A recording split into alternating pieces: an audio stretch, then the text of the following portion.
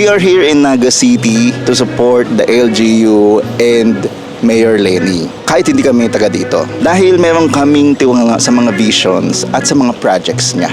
Pero gaano ba kahalaga na ang tao ay may tiwala sa gobyerno? At paano magkakaroon ng tiwala ang tao sa gobyerno?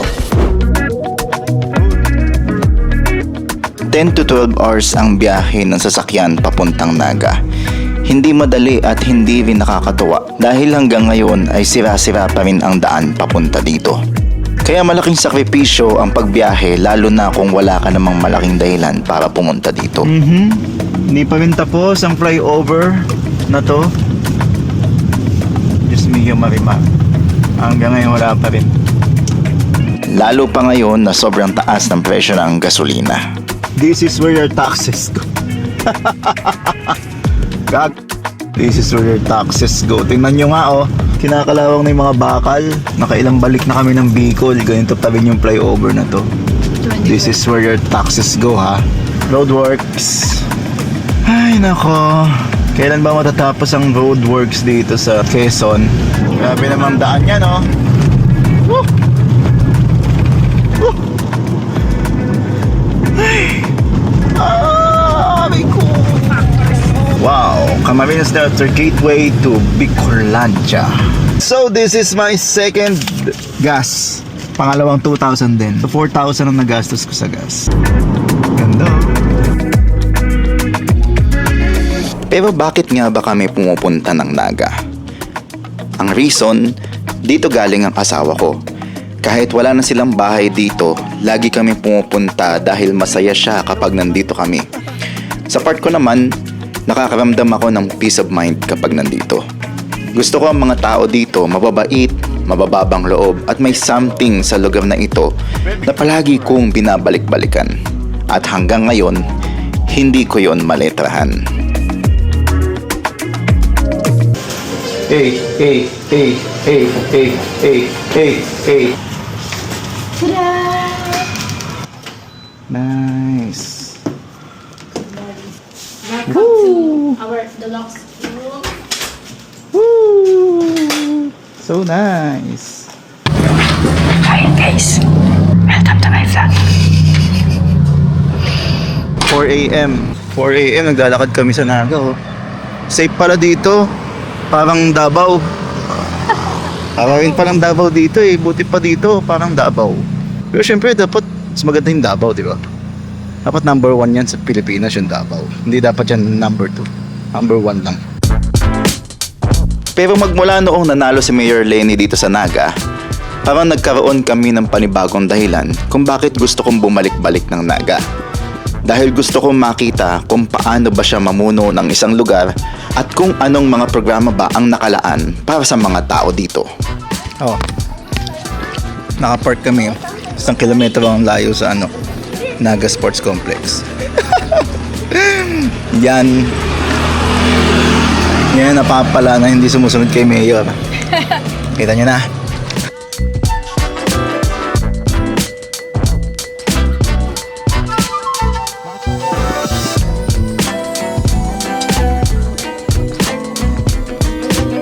Paano to? Ano yun ang buo? Paano pag inano to ng buo? Masisira to. Ayun. Ang galing mo.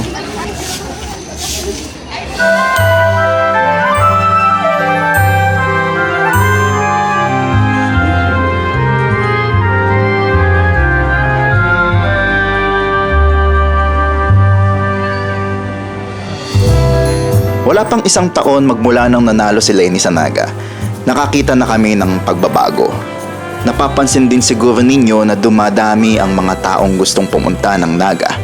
Sabi nga ng mga tao dito, ngayon lang daw nangyari na halos araw-araw puno ang City Hall dahil gustong makita at makapagpa-picture kay Mayor.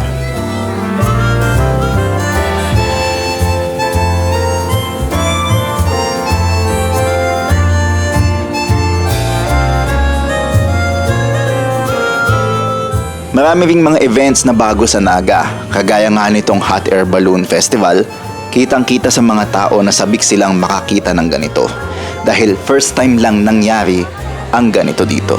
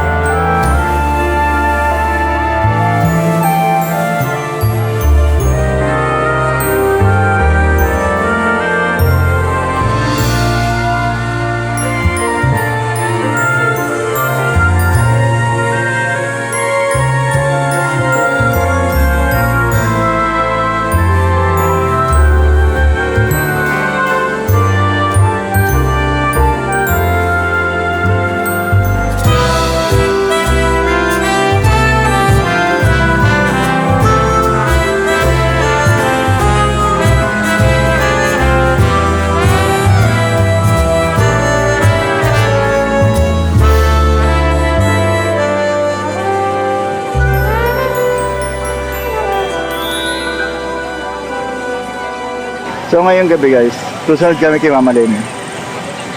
Kami papunta doon sa Villa Caceres dahil nandoon ang shuttle papuntang Pacol. Hindi kami nagdala ng kotse kasi si Vice Ganda ay nandito. Sigurado, mas marami ang sasakyan doon ngayon kaysa kaninang umaga. Kaya ngayon, 6:42, sigurado marami ng tao doon. Ayun yata yung shuttle oh. Ito po yung papuntang Pacol.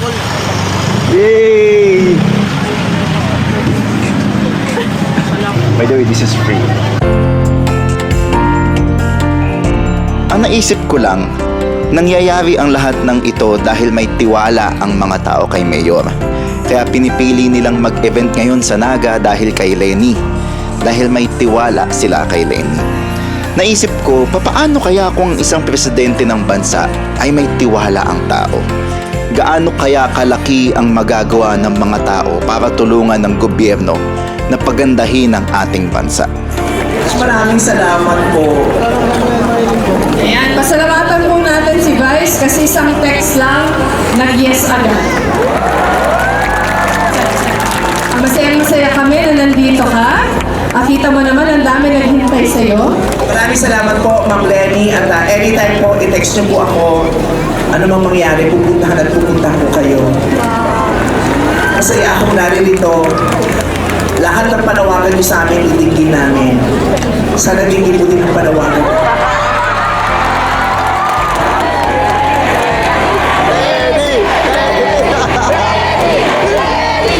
Tingin niyo po kami.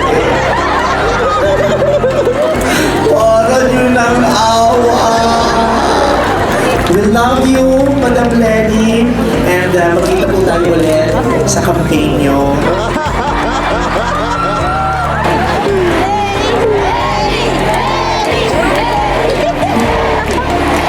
Huwag kang ma-pressure. Next year pa tayo mag-a-announce. Maraming salamat, Naga. Mahal na mahal po kayo lahat. At magkita-kita po tayo ulit. Thank you so much. Marami kaming nag-aantay ng shuttle at sobrang traffic. Hindi namin alam kung ano oras kayo makakauwi. So, itinan natin na it's 10:33. Let's see. Update, it's 11 p.m. Kahit mahasel ang isang tao dahil may tiwala siya sa gobyerno, gagawin niya ang isang bagay kahit mahihirapan siya. Dahil may tiwala siya sa gobyerno. Hindi siya magsisisi na ginawa niya ang isang bagay kahit na nahasel siya. Dahil alam niyang yung gobyerno ay tutuparin yung sinabi at ipinangako nila. Yay! Sigurado makasakay na kami. 11:34. Hindi wag kang upo sa dole. Dito ka lang. Update! Nasa magsaysay na kami. Nakasakay kami na tricycle. 11:54.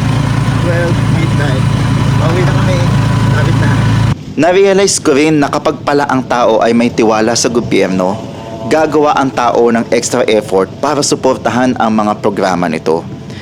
Kahit pa may sarili silang mga schedule. Ngayon kasi pupunta ako ng Manila. Kasi ngayon ay Star Wars run. Matagal na ako nagpa-register dito. Kaya lang, ito nga yung nangyari. Naging conflict siya sa schedule nitong Hot Air Balloon Festival. Nag-book ako ng plane ticket sa Daraga Albay. Yung Star Wars run mamaya ay 11:30 p.m. And then, babalik ako dito ng 6 a.m.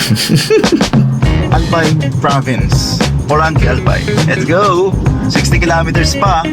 Yan si Mayon. Grabe yung 40, no? Grabe talaga, Mayon. Hanggang ngayon, na-amaze pa rin ako sa Mayon. Ilang beses ko na siyang nakita.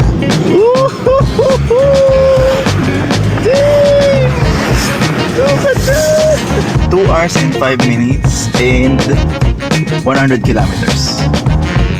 Nice.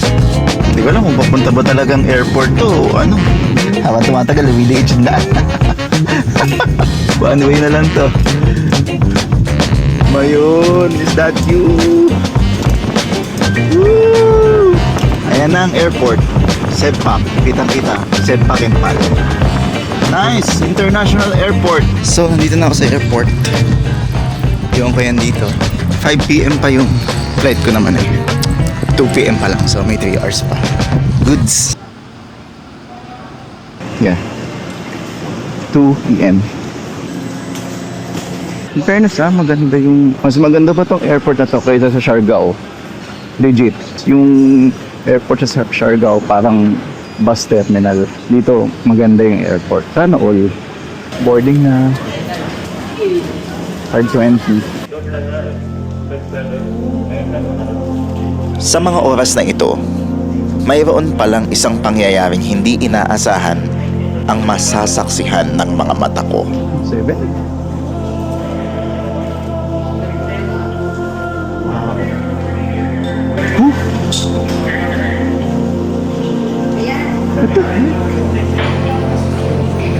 Umabog ba ang vulkan na yun?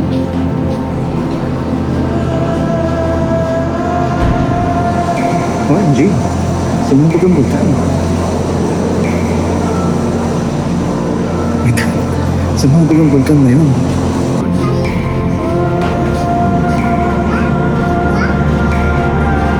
Hindi ko alam kung anong nararamdaman ko sa mga oras na ito. Naa-amaze ako sa mga nakikita ko, pero natatakot din na baka hindi na ako makabalik bukas ng umaga. At napakalayo nito sa Metro Manila.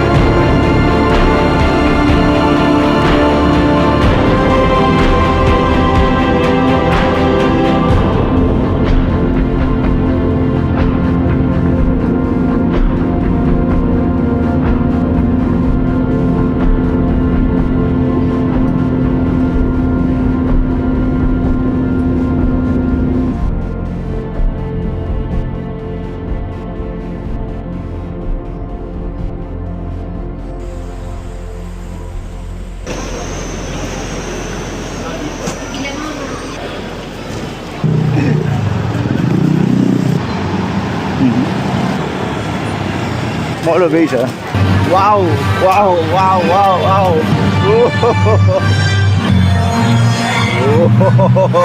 Look at that.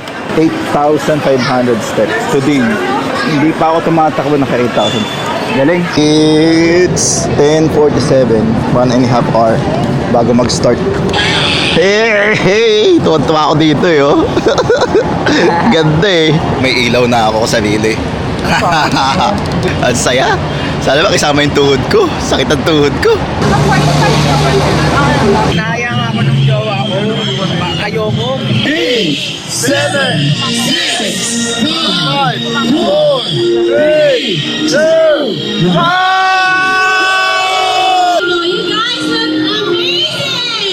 You guys look amazing! Yo! Okay. See you tomorrow. Takbong pogi lang tayo ngayon, guys. Masakit yung paa ko. May pailaw si Mayor. Nice. May pa-sound si Mayor. Whoa. Regards on 996, 97, 98, 99.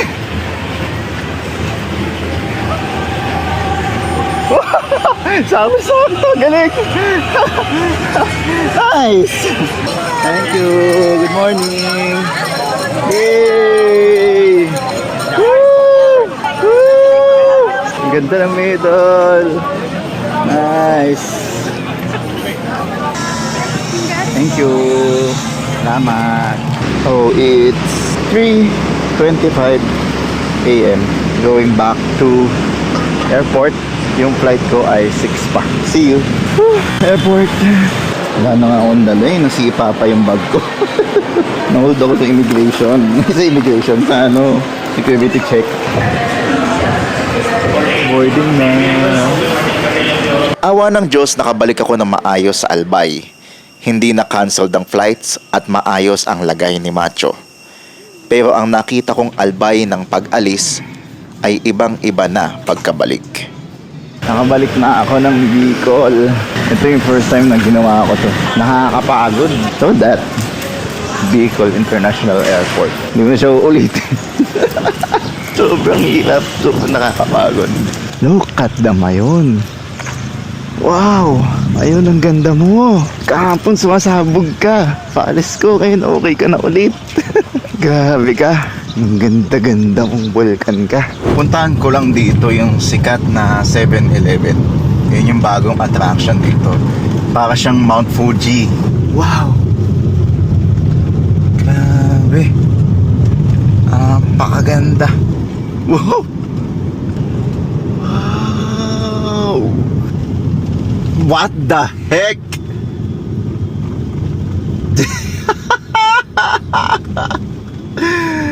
Woo! Grabe naman to. Ayun lang. Ay! Wala na si Mayon. Hindi na nagpakita. Oh my gosh. Ano?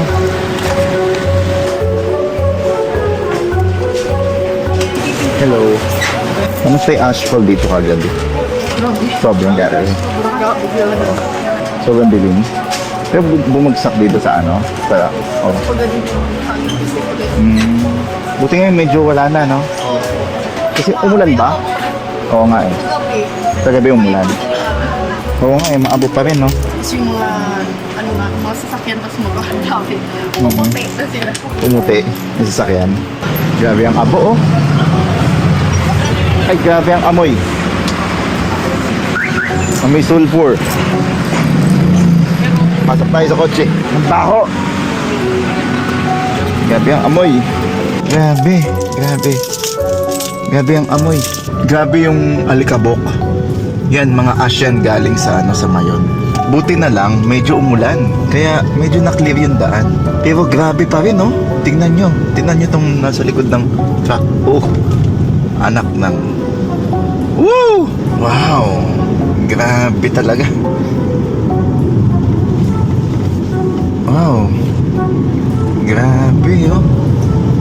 Naku po. Zero visibility pala.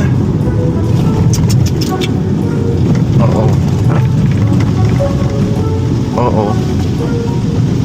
Medyo mahirap pala mag-drive, ah. Ay, grabe pala talaga. Wow. Kalma.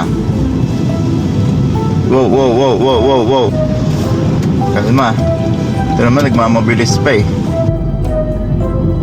Kinubatan. Kakadaan ko lang dito kahapon, hindi naman ganito. Ayun, grabe. Grabe talaga. Ang dilim ng langit dahil sa ashfall. Lahat ito nadaanan ko kahapon. Normal. Ngayon, lala na. Nung kinagabihang ding iyon, bumalik kami sa Pacol para manood ng music festival. Obviously, wala na kami naabutan sa iba pang mga activities. Pero bumalik kami para sa pagtatapos ng programa ng Isarog Hot Air Balloon and Music Festival. Robodog! Hi! You're so cute! This looks so... Basa ka na, nagpaulan ka, ha?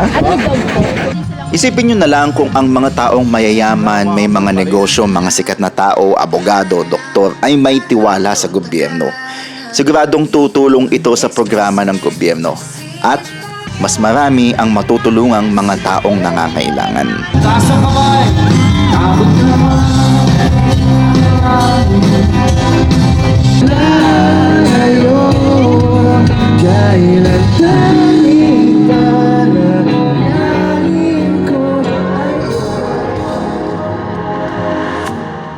I was feeling hopeless, I was feeling broken, couldn't see where I was going, almost fell apart.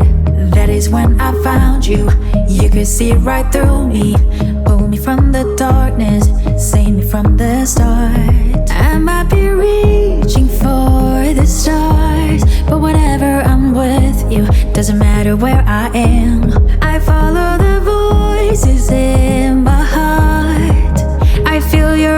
always here by my side. Pero kaakibat ng tiwala sa gobyerno, mayroon namang silang tungkuling maging tapat.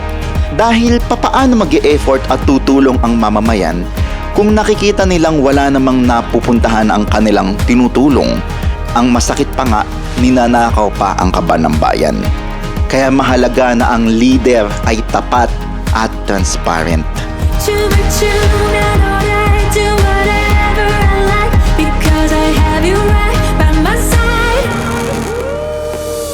Napakaswerte na sa lifetime ko may nakita akong isang leader na tapat, transparent at mapagkakatiwalaan. Hindi man sa city namin, hindi man sa buong bansa natin, kahit dito man lang sa Naga City.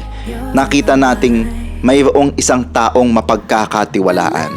Sa gitna ng mga nakakalunod na usapin ng korupsyon, may mga tao pa rin na totoong lingkod bayan at hindi magnanakaw. Hindi natin alam ang mangyayari sa mga susunod na halalan. Igagalang ko ang kanyang desisyon kung ano man ang kanyang maging pasya. Ngunit sana, kaawaan ng Diyos ang bayang ito. Sana ay bigyan niya tayo ng totoong leader na magmamalasakit sa ating lahat.